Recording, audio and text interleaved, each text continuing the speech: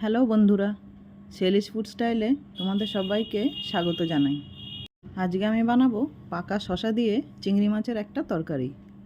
আর এই পাকা শশার তরকারি আমাদের শরীরকেও ঠান্ডা রাখে। চলো বন্ধুরা, রেসিপিটা দেখে নিই।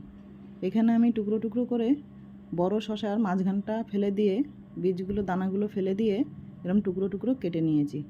আর কেটে নিয়েছি দুটো আলু। নিয়ে নিচ্ছি চিংড়ি মাছ। মাছটা ভালো করে ধুয়ে বেছে নিয়েছি। নুন আর হলুদ দিয়ে মাছটা মেখে নিচ্ছি।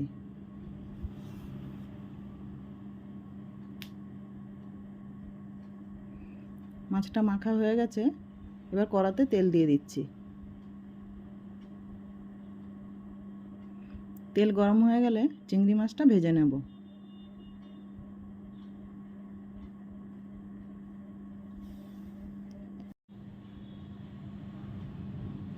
চিংড়ি মাছটা ঠিক এইরকম ভাজা ভাজা হলেই নামিয়ে নেব।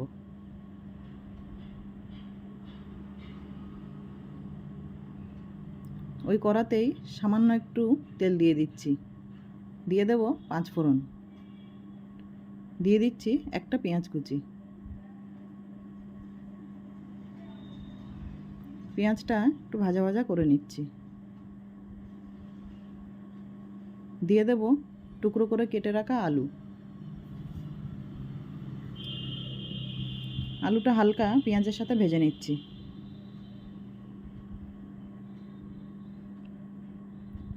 দিয়ে দেব চেরা কাঁচা লঙ্কা। আর দিয়ে দিচ্ছি একটা টমেটো কুচি।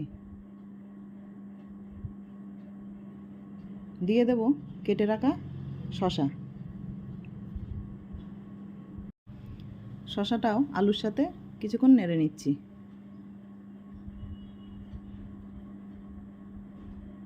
দিয়ে দেব স্বাদমতো নুন। দিচ্ছি লঙ্কা গুঁড়ো। দিয়ে দেব হলুদ গুঁড়ো। দিয়ে দিচ্ছি হাফ চামচ জিরে গুঁড়ো। আর দিয়ে দিচ্ছি হাফ চামচ ধনে গুঁড়ো। মশলার সাথে শশা আর আলুটা নেড়ে নিচ্ছি। নাড়তে নাড়তে ভালো করে শশা আর আলুটা কষিয়ে নিতে হবে। টমেটোটাও গলে গেছে আর ভালো করে কষানো হয়ে গেছে। এই সময় দিয়ে দেব জল। আমি জলটা একটু বেশি দিয়েছি, আমি একটু এটা ঝোল ঝোল রাখবো তাই। দিয়ে দিচ্ছি ভেজে রাখা চিংড়ি মাছ।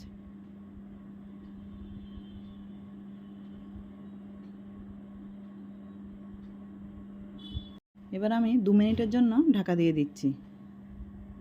2 মিনিট পর ঢাকা খুলে দেখে নিচ্ছি। এই সময় দিয়ে দেব গন্ধরাজ লেবুর পাতা। আমি 2টো পাতা এরকম ছিঁড়ে দিয়ে দিচ্ছি।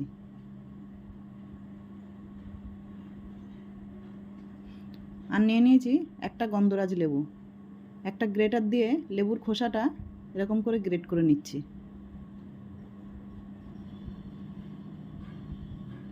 বেশি দেওয়ার দরকার নেই, সামান্য অল্প দেওয়া হলেই হবে।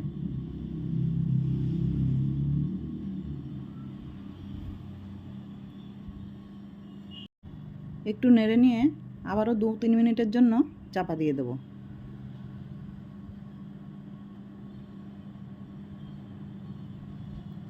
দু 3 মিনিট পর ঢাকা খুলে দেখে নিচ্ছি।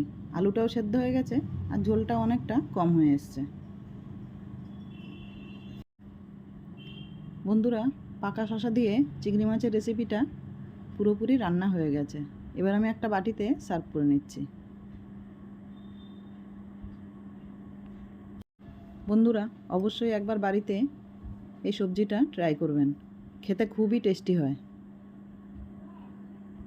ভিডিওটা ভালো লাগলে একটা লাইক করে দেবেন। দেখা হবে পরের ভিডিওতে। নমস্কার বন্ধুরা।